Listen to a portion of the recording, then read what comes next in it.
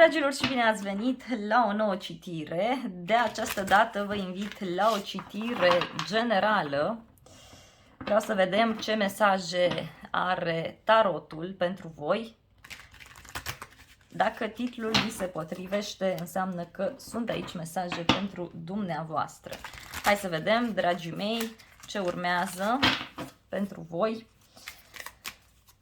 Nu uitați să vă abonați, să apăsați clopoțelul dacă vreți să fiți la curent cu toate citirile care apar pe acest canal.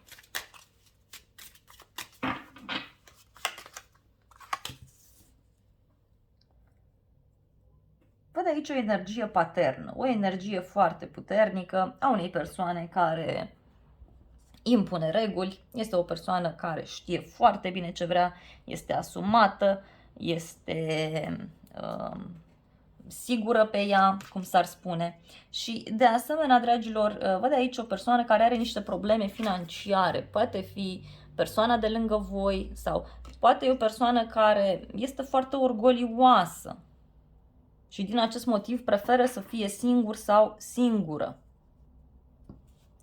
Pentru alții văd niște probleme financiare care țin de zona autorităților aici. Și iarăși, cineva nu este deschis la o noutate. Sunteți voi, e altă persoană. Cuiva pur și simplu îi se oferă o șansă, însă o refuză. Voi refuzați. Aveți o persoană aici care refuză pur și simplu să iasă dintr-o situație mai puțin plăcută. Iarăși, poate fi cineva care are o problemă de sănătate pentru alții dintre voi. Și mai simt aici o energie foarte puternică de nedreptate, de compromis. Cineva pur și simplu profită de o poziție în care se află și încearcă să facă lucrurile în propria sa favoare. Poate unii așteptați un răspuns care ține de un compromis, ca să spun așa.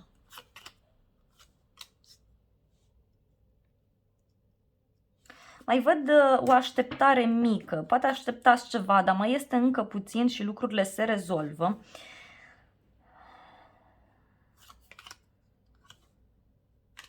O să mai aveți de așteptat cam vreo 3 puncte din momentul în care vedeți acest video.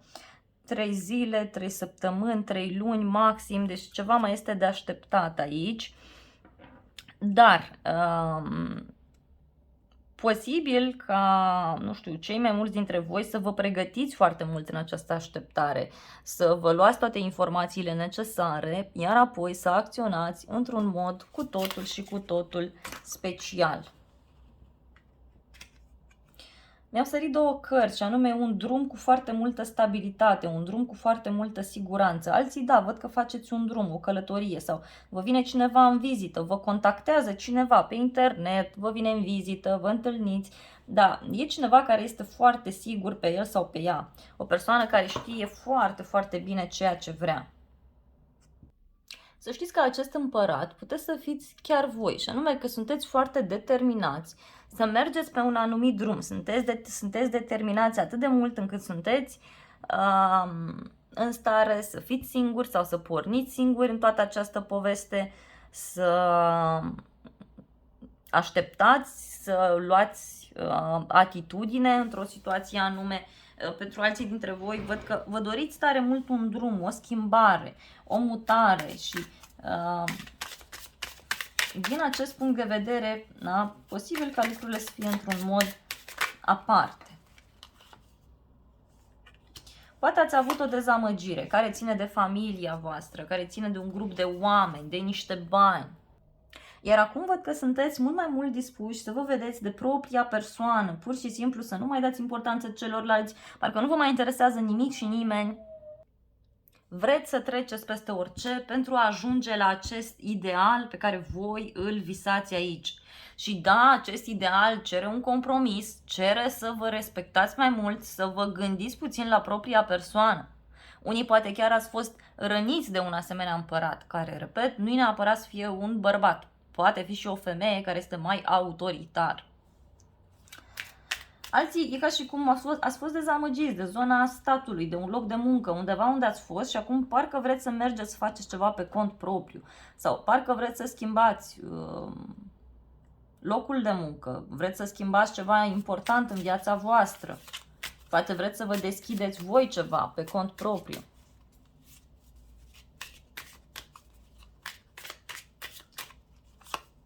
S-au întors câteva cărți. Le voi lua în considerare. Dragilor, nu știu ce vreți voi să faceți aici, dar văd o bucurie foarte mare din punct de vedere financiar pentru cei mai mulți dintre voi. Sau, poate, cine știe, reușiți să primiți cadoul, inelul la care v-ați fi așteptat, puteți să primiți o recompensă foarte mare, văd aici, dar și cu o bucurie absolut fantastică. Ați stat, ați suferit, v-ați sacrificat, însă, dragilor, să știți că urmează perioada în care o să culegeți roadele, perioada în care o să culegeți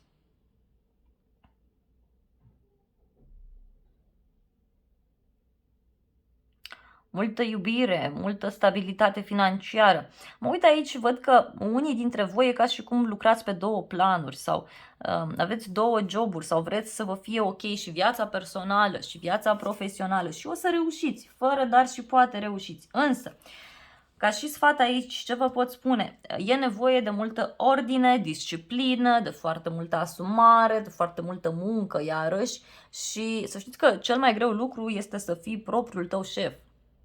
Cea mai grea luptă e cu tine. Cam așa și aici la voi.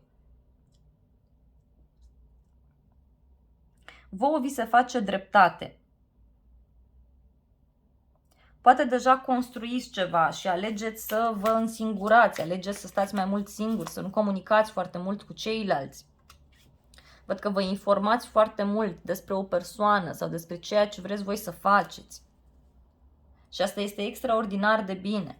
Sunteți stresați, văd aici, nu dormiți noaptea, poate este și un bărbat care vă stresează, e o persoană foarte plină de viață, pozitivă, cineva care face afaceri sau o persoană care lucrează pe zona vânzărilor, cineva care știe foarte bine să negocieze, știe foarte bine să îi facă pe ceilalți să acționeze fix așa cum își dorește.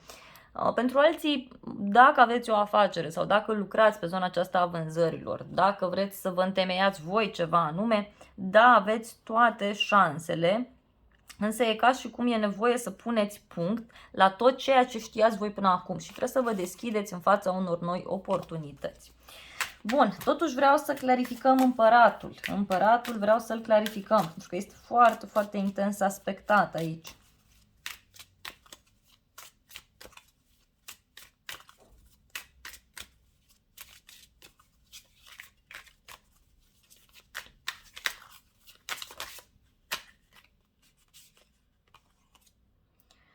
Wow!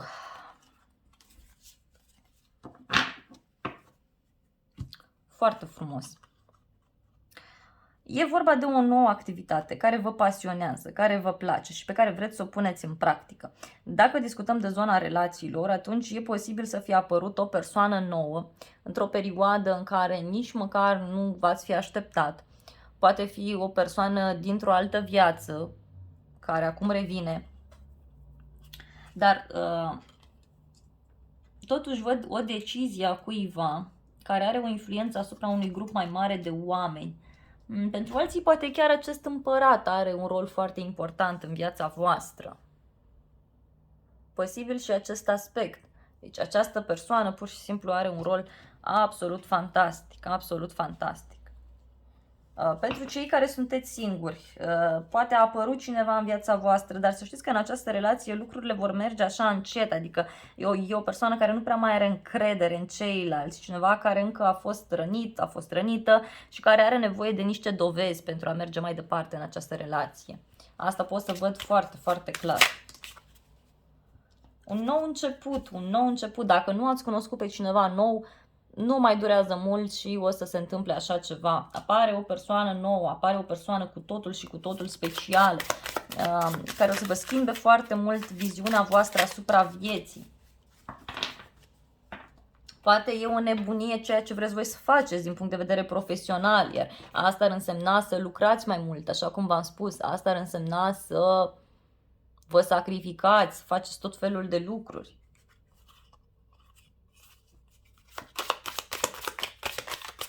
Ce-i cu acest compromis? Vreau să vedem.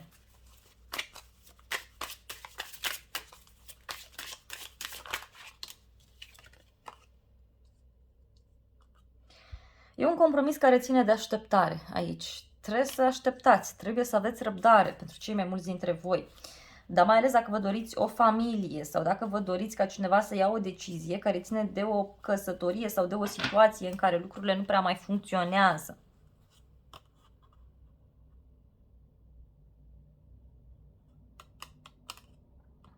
Poate trebuie să renunțați la niște prieteni. Să știți că de multe ori, da, și aceștia ne trag în jos, că na, lumea mai evoluează și atunci nu mai sunteți, mă rog, nu mai suntem la același nivel.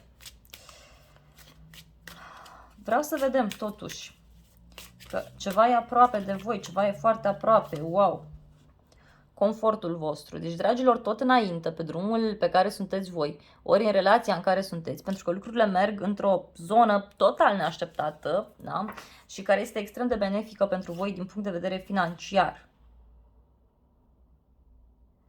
Care o să însemne ca o luptă pe care o veți duce de plăcere pentru spiritul vostru, pentru bucuria voastră, iarăși.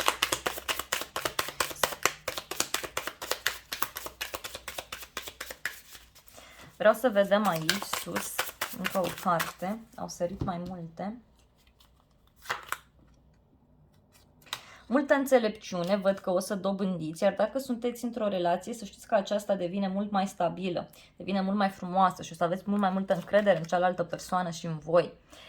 Dacă discutăm de zona profesională, văd un nou început, o șansă care vi se oferă și care este extrem de frumoasă, extrem de stabilă, extrem de fantastică și care vă poate duce pe un nou drum care să vă ofere multă stabilitate din punct de vedere financiar. Sau dacă discutăm de o relație, să știți că lucrurile încep să se concretizeze. Dacă până acum au fost la nivel teoretic sau ba a fost bine, ba n-a fost bine, ei, lucrurile se clarifică și profesional și personal vorbind. Și să știți că de multe ori ele merg mână în mână. Viața personală cu viața profesională. E vorba de o pasiune pe care reușiți voi să o puneți în practică. Și are legătură cu un drum, cu o schimbare, cu ceva extrem de frumos, care iarăși vă poate oferi siguranța zilei de mâine, cum s-ar spune. E o relație în care, iarăși, știți că se lasă cu acte, se lasă cu hârtii, cu documente în această situație, dar dacă discutăm de zona voastră profesională, atunci iarăși și aici puteți să semnați un contract sau poate să vi se facă dreptate într-o situație în care, nu știu, ați muncit mult, nu v-ați văzut de sănătatea voastră, de viața voastră. Văd că o să învățați lucruri noi sau o să faceți lucruri noi care țin de planul acesta fizic și care au legătură cu un grup de oameni. Uitați, Marea Preoteasă, deci cam așa veți fi voi văzuți de către ceilalți, mai ales pe zona profesională. Adică o persoană care cunoaște lucrurile într-un mod extrem de profund și extrem de intens. Dacă e vorba de o relație, văd multă pasiune, văd o relație care poate fi ușor mai secretă, mai ascunsă. Poate chiar viața personală, posibil să încercați să vă țineți mai ascunsă, să fiți mai discreți din acest punct de vedere. Și văd că o să fiți foarte apreciați de către cei din jur, da, pe zona profesională, iar pe zona personală văd o relație foarte frumoasă, o relație plină cu pasiune, plină cu iubire, plină cu voie bună, iarăși pentru alții dintre voi. Dar o teamă care ține de mutare, ori de a vă muta împreună, ori o teamă care ține de distanța care poate fi între voi sau de faptul că cineva are de făcut mai multe drumuri. Foarte interesant, dragilor, dar oricum ar fi, și pe zona profesională și pe zona personală, eu văd că lucrurile sunt extrem de frumoase, extrem de benefice și parcă o să vă simțiți într-un mod cu totul și cu totul special. E ca și cum o să aveți tot ce vă trebuie, o să vă simțiți dornici de a acționa și de ce nu chiar aproape invincibili pentru că o să vă simțiți bine atât din punct de vedere personal cât și profesional și atunci o să fie nevoie iarăși, ca și sfat, să vă împărțiți într-un mod echitabil între cele două direcții pentru a găsi un echilibru în viața voastră și pentru a vă depăși o frică, pentru că asta o să se întâmple în următoarea perioadă. Dragilor, haideți să vă spun și zodiile pe care le văd aici. În primul rând, văd foarte puternic Berbec, Taur, Balanță, Fecioară. Ce mai văd aici? Balanță, iarăși, Leu, mai văd Leu, zodia Leu. Foarte, foarte intens această energie de foc, Berbec, Leu, Săgetător și energii de pământ sunt foarte, foarte puternice aici, adică Taur, Fecioară, Capricorn. Da, v-am spus, e posibil să aveți de-a face cu aceste semne zodiacale sau nu. Eu le spun pentru că cei mai mulți dintre voi m-ați rugat și atunci m-am gândit să vă fac o surpriză frumoasă. Dragilor, aceasta a fost citirea de această dată. Eu vă mulțumesc frumos pentru vizionare. Vă invit și la alte citiri, dacă vreți să mai vedeți, și să ne revedem cu bine și data viitoare. Vă îmbrățișez cu drag.